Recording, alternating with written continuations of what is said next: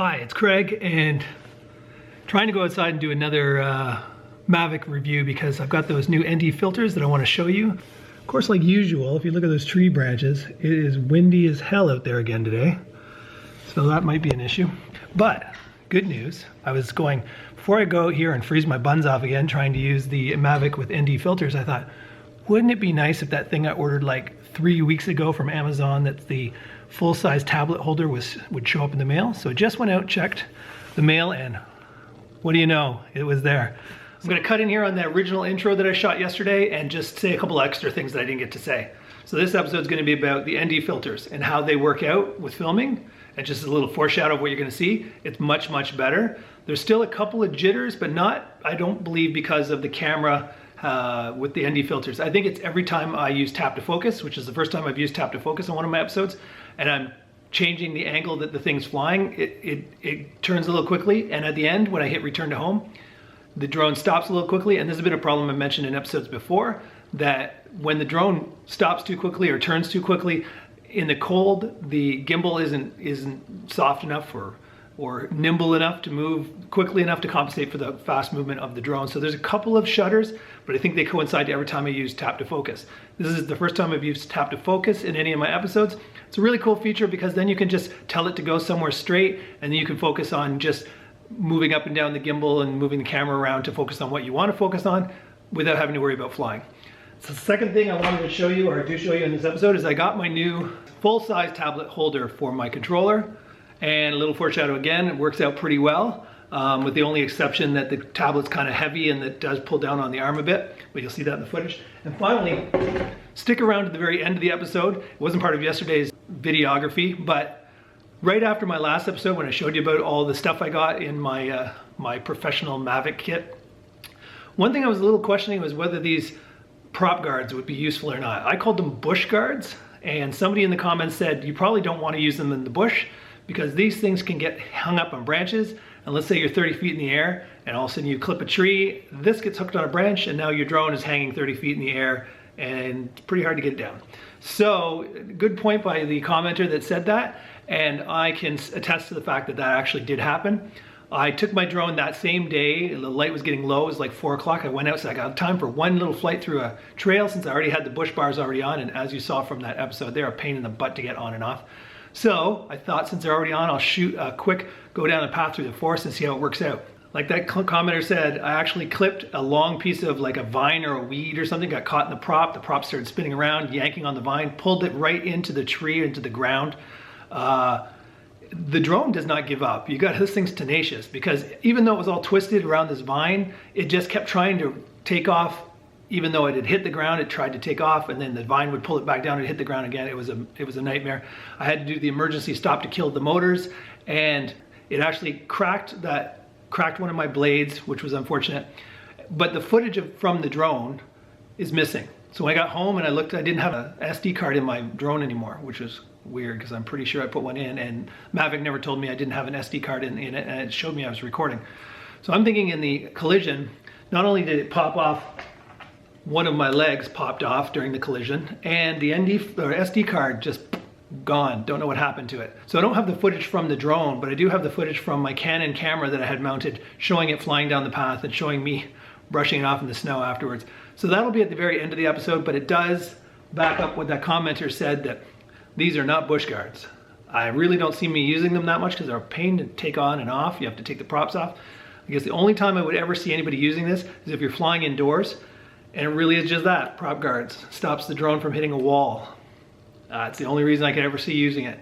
Certainly doesn't work with little twigs and vines, because the vacuum from the prop sucks the vine right into your prop, and this thing doesn't do anything to stop it. And then if you were high enough up and you get caught in the tree, this ends up being a hook. Just thought I'd give you a review. I told you I'd be honest. If I like something after I've used it for a while, I'll tell you. If I don't like something, I'll tell you that as well.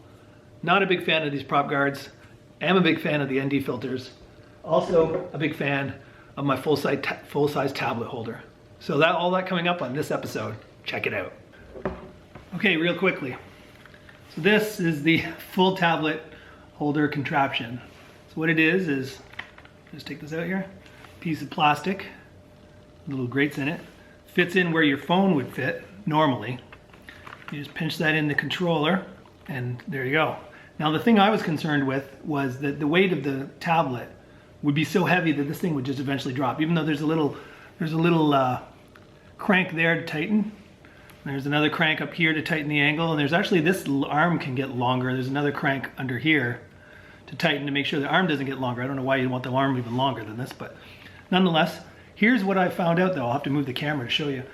It feels a little heavy, like it'll start to drop as soon as you start moving around. But funny thing is, when you're standing, this thing can actually rest right against your stomach.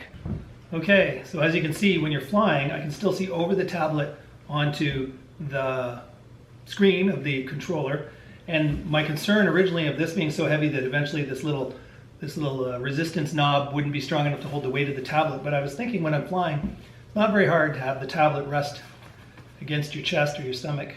And that way it supports some of the weight. So this looks like this actually might work for me. So then now that I have this, I can actually do this 10-inch Android tablet and also have a 9.7-inch full-size iPad. Between this one, my iPad, and my iPhone, and when it gets warmer, I should be good. So I'm a happy boy. So let's go fly and see how those ND filters work. I've decided, from pointing it out the window, that I'm going to use an ND8 filter. So I could have gone 16, but I don't want it to be so dark that I have to slow it below 1/60th of a second because I shoot at 30 frames per second. So let's hope the ND8's good. We'll try it, see how it goes. The other thing I wanted to show you is that somebody on one of my comments said, you know, you always complain about your hands being freezing. Find a glove, cut your index finger off. Perfect idea. So now I'll have warm hands. You only really need one finger to touch the screen every once in a while for like tap to focus, or if you want to change one of the settings. You don't need to have your whole hand exposed. So I thought, since I don't love these gloves anyway, gone is the finger.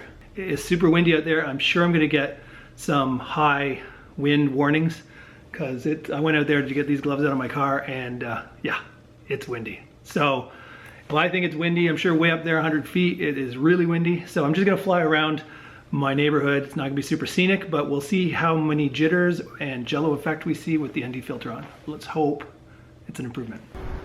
All right, Mavic's on the driveway. Let's get the show on the road. And take off, then I'm gonna do the tap to focus. You can never forget tap to focus. I've done that so many times. You take off, you fly around for 10 minutes, you come back, you look at it, the footage, it's all blurry. So always take off, hover there for a few seconds. That gives it a chance to figure out the return to home spot. Hit your C1 center focus, and then it's usually far enough away that you get good footage from that point on. So let's go. Camera's now set up on top of my car instead of at the front door. That way I can stand up to show that the controller does work while you're standing. So you can see up against the stomach there. Camera's working. All right, let's take off.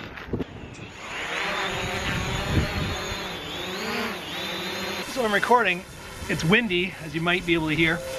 It's also, the ND filter's helping a lot, but it still probably could have used the 16, ND 16. It's shooting at 1/100th of a second, which I wanted to be around 1/60th of a second since I'm shooting at 30 frames per second, but 1/100th is a lot better than 1/1200 or whatever I was shooting without the ND filter. So let's go. Good rule of thumb though, an overcast day like this, ND8 is still probably not quite dark enough. So on a sunny day, you're gonna be doing ND 16, maybe even ND 32. So let's fly around and see how it looks. Something I've been using lately is tap to fly. Oh. We gotta go in here,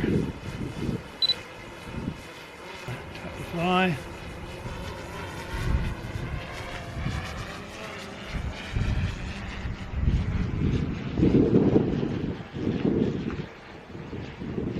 So the poor Mavic is fighting the wind. I'm doing tap to fly just over the neighborhood there. So bring the gimbal down a bit. Look at the rooftops of the houses. Looking good. It's going up. My tap to fly was a little bit above the horizon, so it's going up. So far, yeah, large wind velocity, fly with caution. So I've got the wind warning. I knew that would happen. I'll hit X and see if it comes back again. Okay.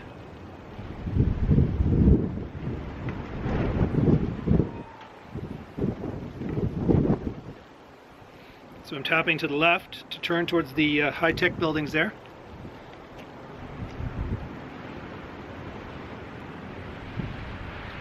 This tablet's working great. It's a smooth signal. I'm going to tap left again to head towards another building. I just don't want to go too far in one direction. Okay. No signal. Okay, no signal. So,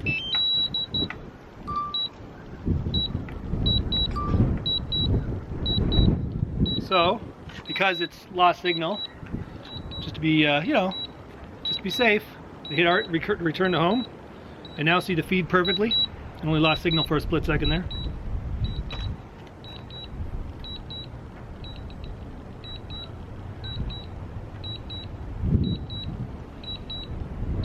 So now it's coming back. So the big test here was to see if the ND filters make the video better.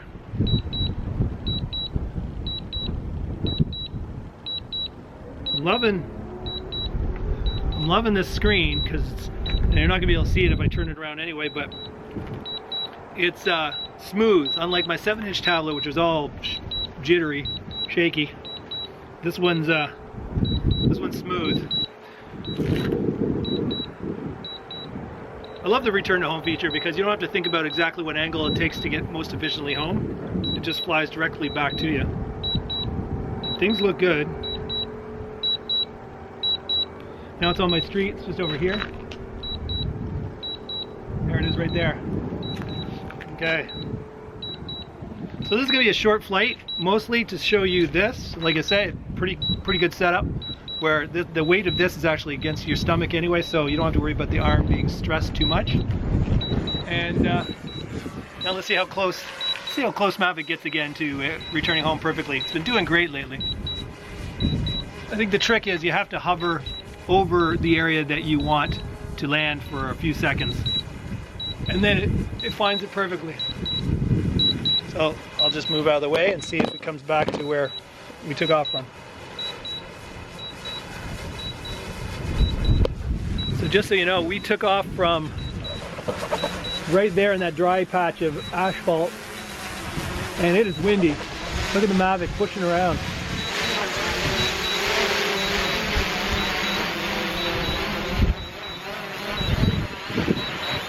It's fighting it. It's trying to get exactly right. It's doing an awesome job. Took off right from that dry piece of asphalt. Right there. Gotta love the Mavic. So the trick is definitely get up, take off about 3, 4, 5 feet off the ground and just sit there for 5 seconds at least. It really takes pictures of the ground and does a good job of coming exactly back to where you took off from. When I first got the Mavic, I'd often just take off and instantly start going forward, or take off and shoot straight up in the air 50 feet. And just gotta have a little patience. Take off 4 feet's good height. And once you take off 4 feet, you're close enough to the ground, it can take really detailed images of the asphalt or whatever you're on. And then when you hit return to home, that thing lands within inches of where you took off. So overall, this has been a good day. I'll have to look at the footage, but the ND filter really brought down the shutter speed, which I hope will help with the Jello effect. This big, whoops, see if I don't hold it against my stomach, see how it flops over. It's a little too heavy for the arm. But if you have a big tablet like an iPad or an Android full size, one of these things will work great. Like I say, when you're flying, most of the time you're going to lean the tablet against your coat or your stomach anyway, so the weight isn't as big a deal. I'm sure I could rig up something to permanently mount that arm at the perfect angle and just leave it there, glue it if I have to. It's just right now it's got a little swivel knob you tighten, and it's just not tight enough to handle the weight of this entire 10-inch tablet. As you saw from the last episode, I got a bunch of kit, and I still had my bush bars on, my prop protectors on. So I thought I'm going to try, while I've got them on, to fly down this path through the forest.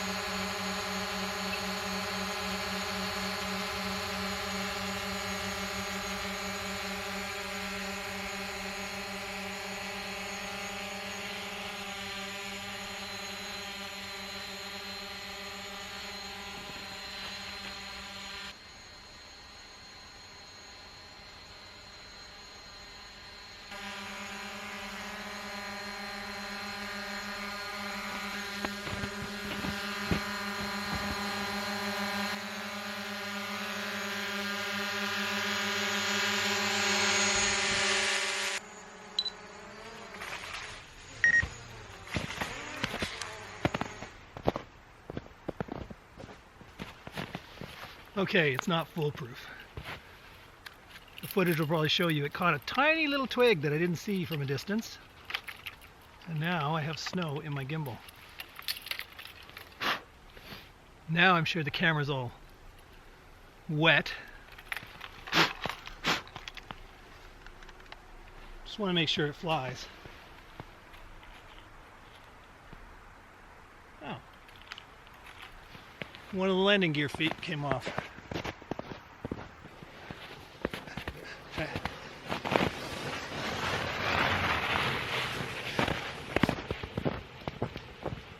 Almost had a mountain biker run over my drone that I was trying to find the landing gear. So the landing gear's here somewhere. Ah, there it is. I guess when it caught the twig, it really whipped it around. The landing gear popped right off. So I'm gonna put the landing gear on one more time and try flying it just to make sure it flies.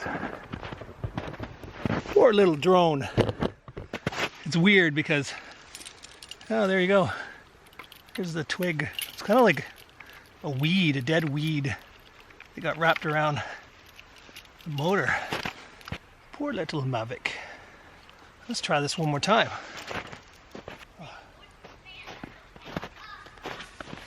So much for that. There's kids coming.